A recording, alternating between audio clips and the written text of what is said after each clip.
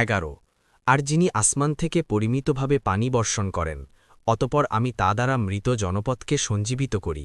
এভাবেই তোমাদেরকে বের করা হবে 12 আর যিনি সবকিছুই জোড়া জোড়া সৃষ্টি করেছেন এবং তিনি তোমাদের জন্য নৌযান ও গৃহপালিত জন্তু সৃষ্টি করেছেন যাতে তোমরা আরোহণ করো 13 যাতে তোমরা এর পিঠে স্থির থাকতে পারো তারপর তোমাদের রবের অনুগ্রহ স্মরণ করবে যখন তোমরা এর উপর স্থির হয়ে বসবে আর বলবে পবিত্র মহান সেই সত্তা যিনি এগুলোকে আমাদের বশীভূত করে দিয়েছেন আর আমরা এগুলোকে নিয়ন্ত্রণ করতে সক্ষম ছিলাম না 14 আর নিশ্চয়ই আমরা আমাদের রবের কাছেই প্রত্যাবর্তনকারী 15 আর তারা তার বান্দাদের মধ্য থেকে তার অংশ সাব্যস্ত করেছে নিশ্চয়ই মানুষ স্পষ্ট অকৃতজ্ঞ 16 তিনি কি যা সৃষ্টি করেছেন তা থেকে কন্যা সন্তান গ্রহণ করেছেন আর তোমাদেরকে বিশিষ্ট করেছেন পুত্র সন্তান দ্বারা 17 আর যখন তাদের কাউকে সুসংবাদ দেয়া হয় যার রহমানের প্রতি তারা দৃষ্টান্ত পেশ করে তখন তার মুখমণ্ডল মলিন হয়ে যায় এমতাবস্থায় যে সে দুঃসহ যাতনাপিষ্ঠ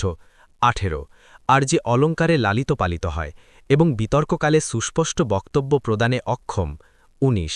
আর তারা গণ্য করেছে রহমানের বান্দা ফেরেস্তাদেরকে নারী তারা কি তাদের সৃষ্টি প্রত্যক্ষ করেছে তাদের সাক্ষ্য অবশ্যই লিখে রাখা হবে এবং তাদেরকে জিজ্ঞাসাবাদ করা হবে